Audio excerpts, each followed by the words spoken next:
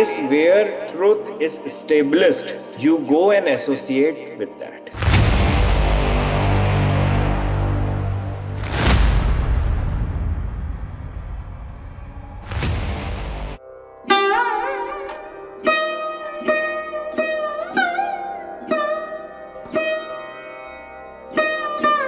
The place where truth is established, you go and associate with that.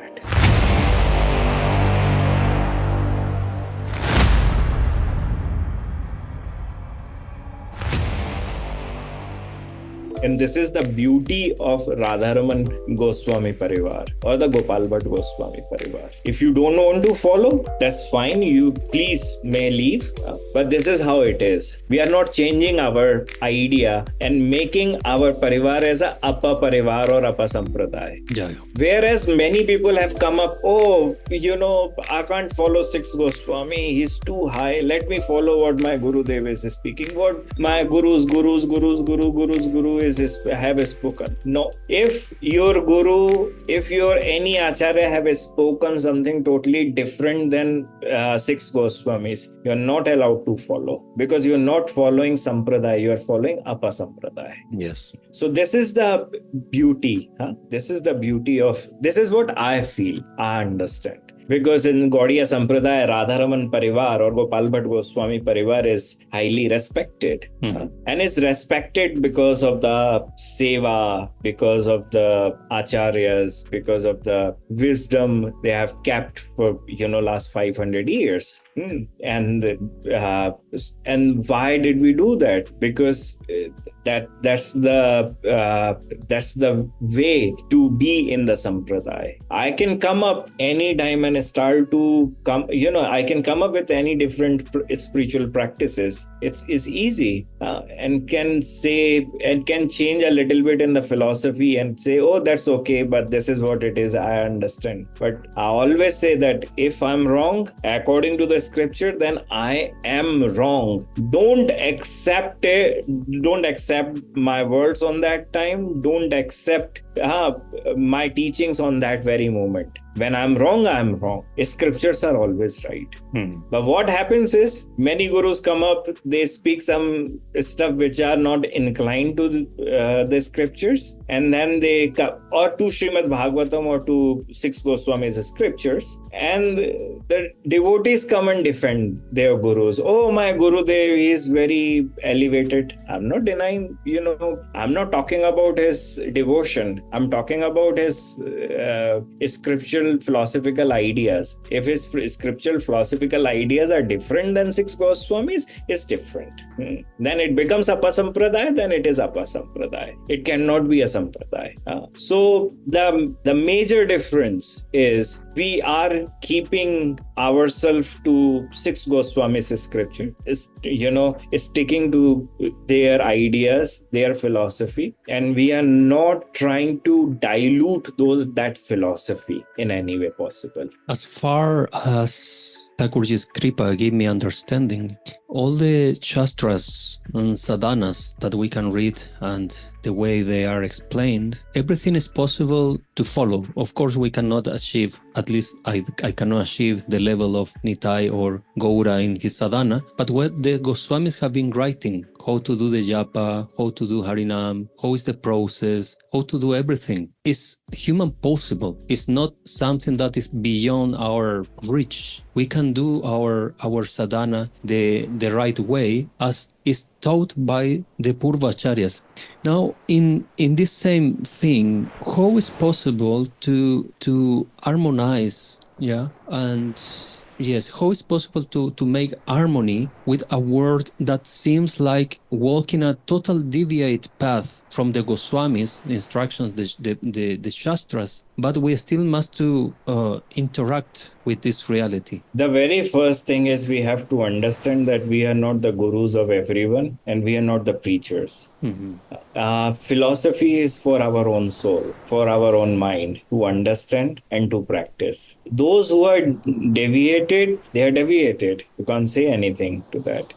But if you just do the most positive preaching, speak what 6 Goswamis have spoken. And just by speaking about that, if some souls feel like I want to connect with you, they will connect with you to get the deeper knowledge on that. At the end of the day, what Sri Rupa Goswami have spoken, he have concised all the scriptures knowledge in just one verse. And he says, Tan Nam Rupa Charitadi Sukirtananu Smratyo Kramena Ras Nam Manasi Neyojya Tishtan Vraje Tadunu Ragi Jananugami Kalam Naye Dakhil Mityu Padesha Saram. He's saying that in this verse, I'm, condensing all the scriptural knowledges in this verse, that you have to chant his holy name, then you have to meditate on Krishna's form, then you have to meditate upon Krishna's qualities, Krishna's leelas, you have to do the sankirtan, you have to do the meditation, and by doing all of these things you are controlling your mind. And while doing this, Tisthan Vraje Tadunu Ragi Jananugami, it says Tisthan Vraje, it means the one who resides in Vraj. There's two meanings which are given by Sri Radharamana Das Goswami. He says Tisthan Vraje, the one who resides in Vrindavan. Who lives in Vrindavan? Tad Anuragi, the Rasikas. What do we have to do with them? Jana Anugami, you have to start following their instructions. That's the first thing. There's another meaning of this. Tisthan Vraje Tadunuragi, the one whose heart is residing in Vrindavan, completely residing in Vrindavan. Jana Anugami, you have to start following him. So this is the essence of all the Shastras. This is the essence of all the Shastras. So it is easy. But what many people are missing is they either are stuck on very first thing, that is chanting, the very first step. They are not going to the second step, which is known as Rupa Dhyan, Rupa Sakti. Now, how does his form look like? How does he look like? Which form shall I make my mind set to? We are not actually thinking about it. What do we usually do? After chanting, we jump to charitras, means to the pastimes. And you cannot actually jump to the pastimes. You cannot jump to the pastime just like that. If you want to watch a movie, at least see the characters first, then watch a movie. Until or unless your Rupa is not established, how can you actually go to the movie? I love Krishna Leela. But that Krishna Leela has to come in your Smaran also. Yeah. How would they come in your Smaran? The very first thing is you have to do the Rupa Sakti, Rupa Dhyana. But we don't do any of those things. And we are all, I'm not saying that the Naam in itself cannot give you, everything. Naam can definitely give you everything. But there is a certain way when Acharyas are speaking that what you have to do, then follow that process. You cannot just come up with your own mind and say, I'll follow what I want. Then if you think that you will do whatever you want, then you are your own guru. The Shastras and the gurus are not the guru of yours. So these things are very easy to do. The problem is that many people don't even understand what Śikṣāguru means. Śikṣāguru means the one who gives you the Siksha of your bhajan, of your spiritual practices. The problem is that whoever is giving any kind of a katha, people start to accept them as Śikṣāguru. It's a very different type of a Śikṣāguru. It's not that Śikṣāguru which our Acharyas have spoken. When they are speaking about it, the Dattatreya Śikṣāgurus are different. The 24 Śikṣāgurus are very different. But the Śikṣāguru, when we are talking about Śikṣāguru, is the Śikṣāguru who gives gives you the Siksha of your bhajan, of your devotional practice. If somehow your Dikshaguru is busy and cannot really give you the answer that, what happens when such symptoms comes, after this time you start to practice this, you will start to get those symptoms. If any kind of a issue is coming in your bhajan, okay, do this, and then those, you will overcome from all the difficulties. By reading, you're not gonna get eternal Vrindavan. By doing your bhajan only, you will get to eternal Vrindavan. And while doing bhajan, if there is any kind of a difficulties coming, then you have to approach to your Dikshaguru or Śikṣāguru. Who is a Śikṣāguru also? Dikshaguru is a Śikṣāguru also. He will tell you that how to overcome from them. But what happens? So they are all easy. But what happens is, what I see is that many people are stuck either just by chanting, but not really controlling their mind in a right way possible, or they are confused that what Śikṣāguru means. So they are not actually asking their gurus that what should I do if this thing happens in my bhajan. If these things can be sorted, I think like reaching to spiritual realms are not difficult at all. Maharaji, I would like to ask, because I understand what you are saying, but for some viewers, some words can be a little bit ambiguous, and may they misunderstand some concepts. We understand that, for example, the word Acharya is the one who is teaching, and if you go just straight flat on the translation by book, like by dictionary, is a teacher. So the Acharya of mathematics, the Acharya of philosophy, the Acharya of art, music, etc. But in this case, we are speaking of another level of Acharya. So not everyone who is speaking about Krishna should be considered Acharya in this way. So can you explain a little bit more how the people can realize really what is the Acharya, what is an Acharya, and how they must to find the Acharya? It's a complicated question in itself, and the answer is complicated also. But see, we have to understand that in the Bhakti Sandarbh, there are three types of gurus are mentioned. Dikshaguru, Śikṣāguru, and Shravana Guru. Dikshaguru means the one who initiates you in Vaishnavism. Śikṣāguru is the one who gives you the right knowledge or siksha of your spiritual practices, so you can reach the spiritual goal. And Shravana Guru means the one who gives kathas. So you listen to that guru. That can be any. Now, Acharya is someone who comes in one of the lineages of the sampradaya, and he is the appointed guru who can give diksha, and we shall always go. So the very first thing, he should be from Vedic sampradaya. The second thing should be that he is the appointed Acharya, appointed guru in his lineage to give diksha. Why I am saying that? And there is when our Rupa Goswami is speaking about Dikshaguru, he says sampradaya vihino mantraste nishvalaha. Specifically, what is he saying in Bhakti Rasamrita Sindhu? He is saying for a Dikshaguru, you have to go to a guru who is from the sampradaya. If you are not going to a guru who is not from a sampradaya, then whatever mantra you are getting from any kind of a guru, claiming to be in a sampradaya or not claiming to be in a sampradaya, what are they going to get?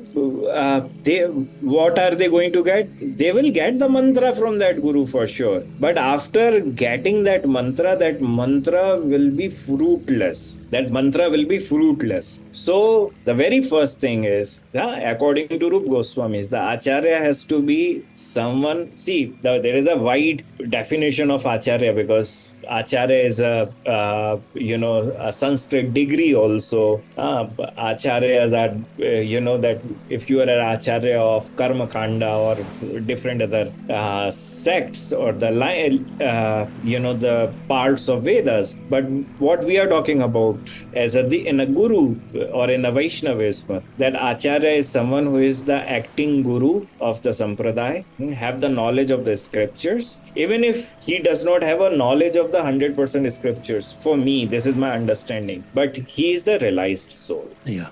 If he is the realized soul and doesn't have the knowledge of, like, he's not well versed 100% according to the scriptures, doesn't matter. But whenever he will speak, he will only speak Srimad Bhagavatam, because he will realize Srimad Bhagavatam.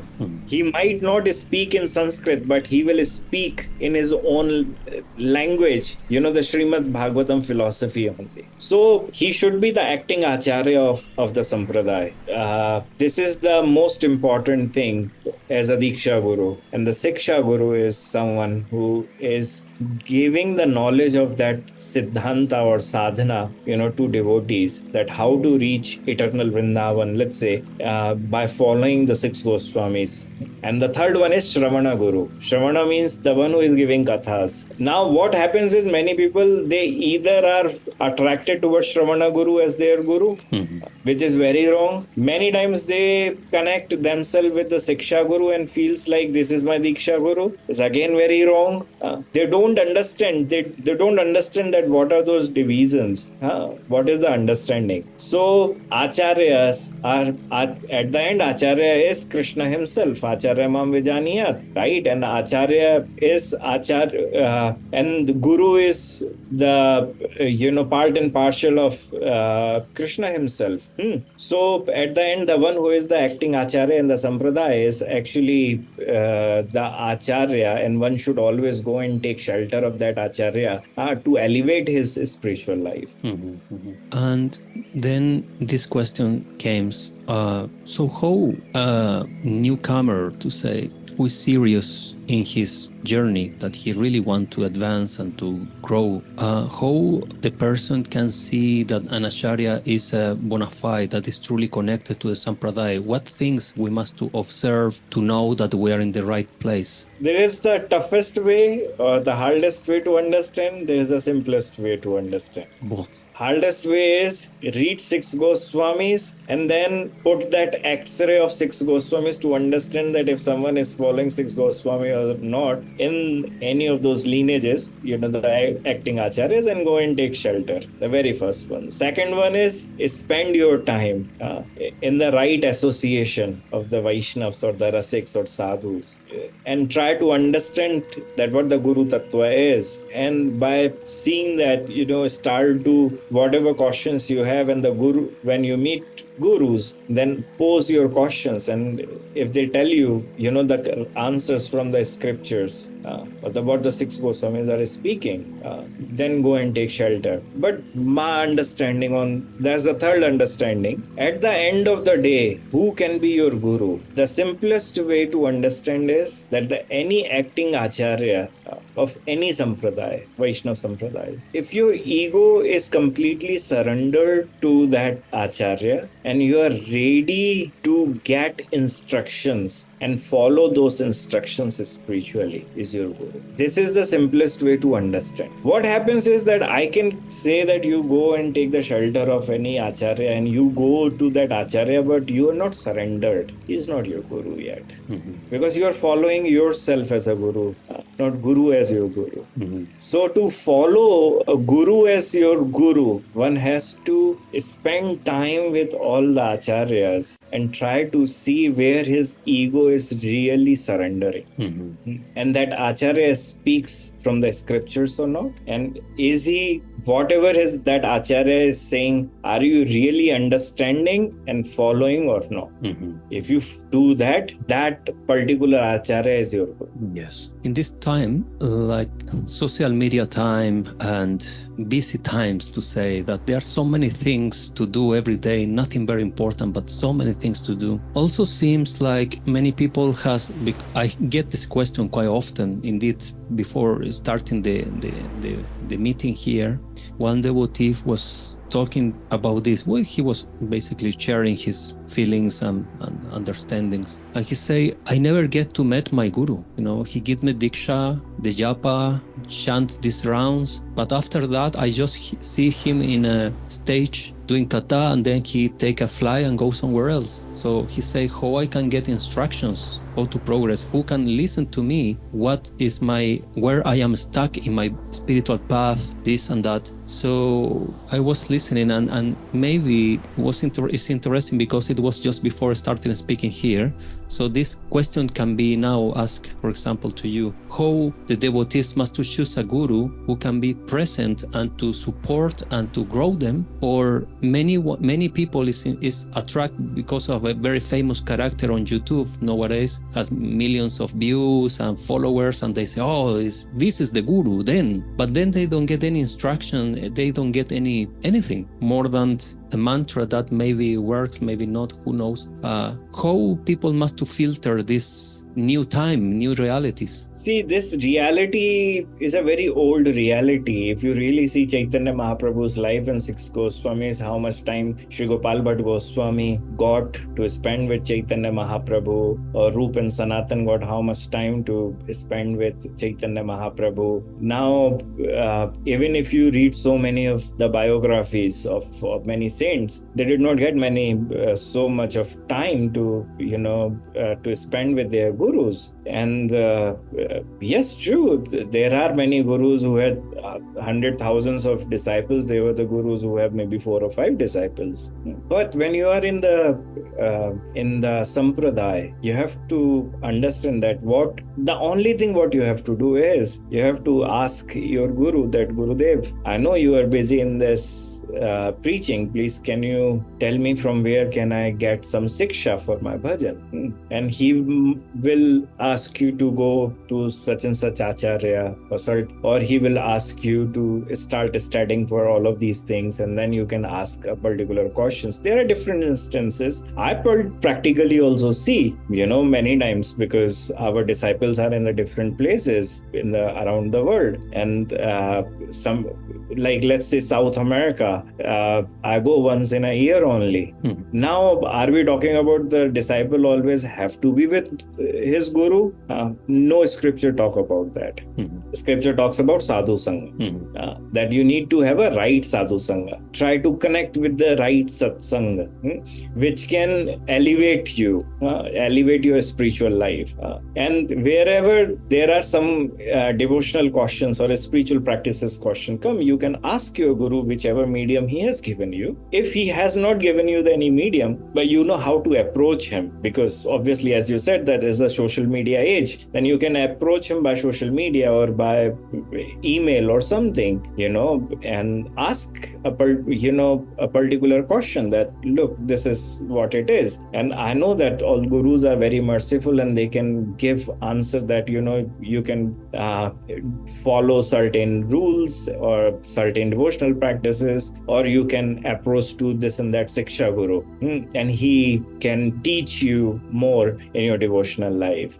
So I practically, this is my understanding, and I can be very, very wrong on this, but if I actually see all our Sanatan Dharma and Vaishnavism in particular, I see that the Dikshagurus met their disciples for a very short period of time, but they gave a right understanding, and those who follow in a right way and have a right Śikṣāguru or right company of devotees, they can flourish, definitely. So it's not very important to have always the association of our gurus all the time. And there is another reason also. Another reason is that the guru have reached to the certain level by going to him again and again, by being with him again and again. When we are not to that perfect level, we are somehow disturbing his sadhana. Now imagine if 10 devotees who have not perfected themselves reach to eternal Vrindavan. What will happen in eternal Vrindavan? Chaos, the real chaos. Why? Because imperfect people have reached there. So in a very same way, we can approach our gurus for a certain spiritual questions and answers, but don't be with them all the time when you have not reached to that certain level, because it might support your own spiritual life to some extent, but your own faults or the half-cooked ideas or your behavior would disturb your guru's sadhana. Understood. And in terms of connected to the sampradaya, what is a devotee, a newcomer should see or search in order to clarify this area, to know that they are truly connected or may not? Diksha Parampara. One and only crisp answer, Diksha Parampara, period. And the Diksha Parampara has to be coming from Sri Chaitanya Mahaprabhu. Parampara means which is not broken. Parampara means which is all given to you. You have to see how this Parampara is coming and who is the acting Acharya at present. Good. Let me see. Yes, is in relation to what we have been speaking today, is there anything else that you would like to share with us regarding to guru disciple or Gaudiya Vaishnavism, or based on what we have been speaking today? I don't really remember any new fresh information which is really need to be shared at this very moment. I think for a beginner they need to understand which sampradaya they want to follow, which lineage they want to follow, and if that lineage guru, the present guru, is following their founder acharyas or not, as of 6 Goswamis, and can your ego surrender to that guru or not? If your ego can surrender to that guru's instructions, then that guru is your guru. If you're going to a guru just to get the mantra but following yourself, you will never get eternal Vrindavan. And Diksha and Siksha always has to happen in the same lineages, because as we have spoken previously in one of the questions, that there are many Apasampradayas which have come up, Apasampradaya. So usually what happens is that if you come and take initiation in Gopal Bhatt Goswami Parivar, but you go to somewhere else to take Siksha, I'm not denying that it won't be like a good Siksha. For you it could be, but is that Siksha completely coming from 6 Goswami, or is there a mixture of new spiritual practices, new ideas, new philosophies and all? If it is all thing new you have adopted, then it is Apasampradaya. You won't get what 6 Goswamis have given to us. Yes. And I want to close with a section of do and don't, like what yes and what not. And based on many things that I read through, for example, social media, different groups, spiritual groups, not only Gaudiyas, and they have many questions they do normally. So I would like to do some questions to you. So just to answer this yes, this no, like very simple and straight. So how about channeling angels for spiritual life? Spiritual life or Bhakti Yoga? Oh, for Bhakti Yoga, yes. No. What about magical plans for opening consciousness? Definitely, absolutely no. Absolutamente no. Great. Okay. How about mixed philosophies? I am following Gaudiya Vaishnavism, but I do worship different Ishtadev, or to say, I came across with something very interesting. Vaishnavas who do supposed to be followers of Vaishnavism, of Gauranga, but they don't worship Gauranga openly, so they are mixing with Tantrism, like the Shaivism with Vaishnavism. So how about this mixing? Absolutely no. It's not possible, no? Manamukhi. Again, your mind is your guru. Guru is not your guru. Yes. And I have a question. I will, maybe I will keep it for a next time. Shoot it. Oh, is okay.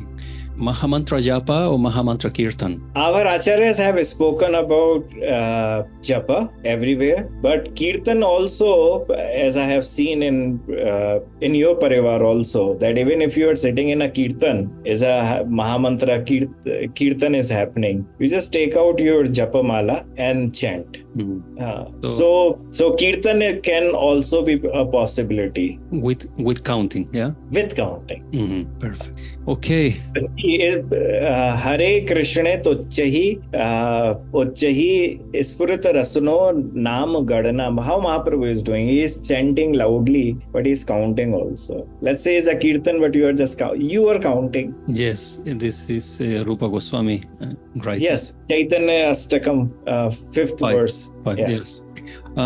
In relation to this thing, I want to openly say that the many followers and viewers see in my channel that I speak quite a lot about this topic, and that there is not that any Parivar, no Radharaman Das Dev, no one is against the kirtan of the Mahamantra if you are counting, because this is the main instruction.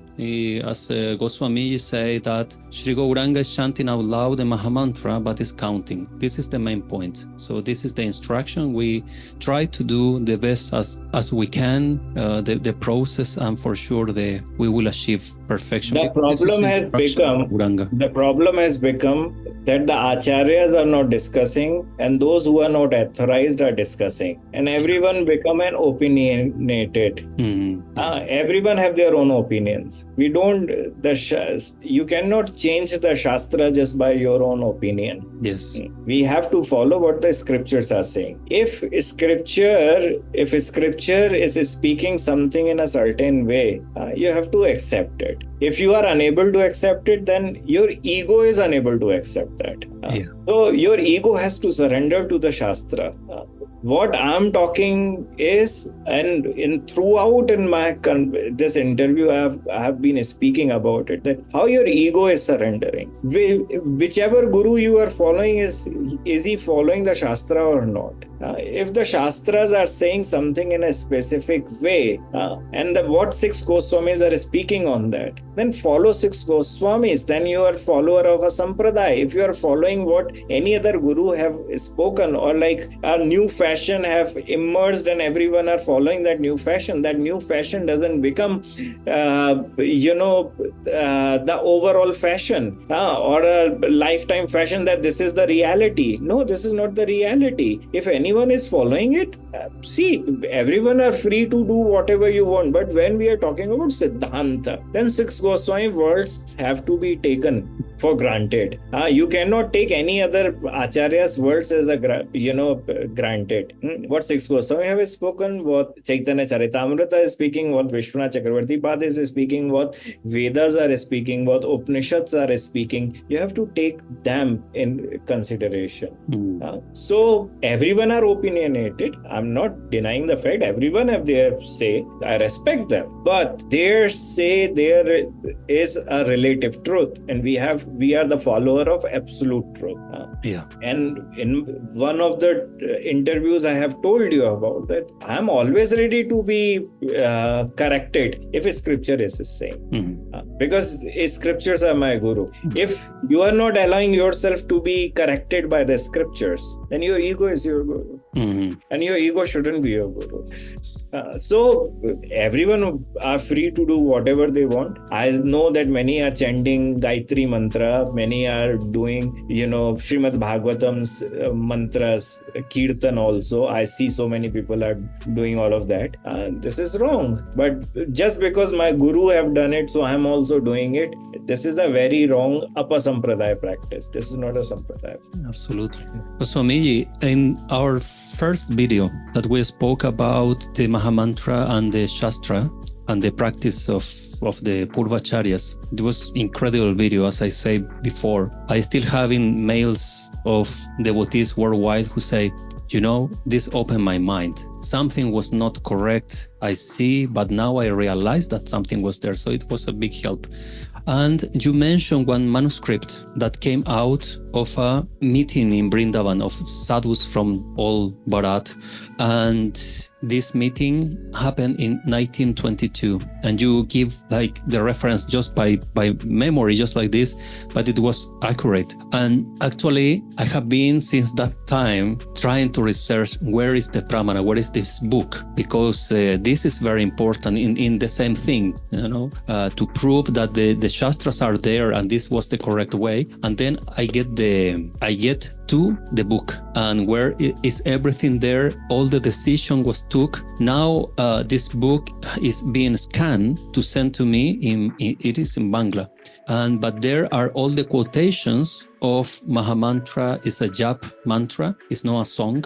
You can chant out loud but counting. This is the same that you explained, and the book is there. So finally the book appears. So as soon as I have, I would like to get you a copy of this, so just to have there in the collection, research, libraries, because it's super important material, I think so.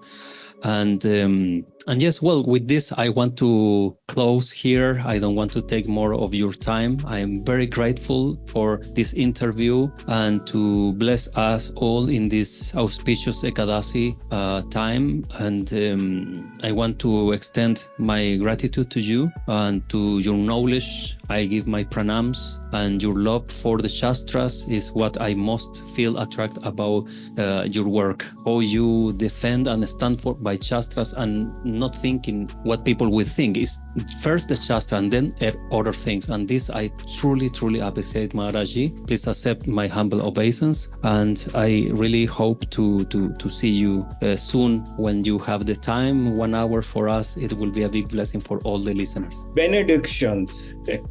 All the love and prayers to you. And it was a pleasure seeing you today. And I hope the next time we can meet with more questions, crisp questions, crisp answers, yes and no questions series. I'm looking forward for every of those. Great. Jai Radharaman, Jai Radha. Jai Gaur, Jai Sri Radheshyam. Jai Gaur Radheshyam.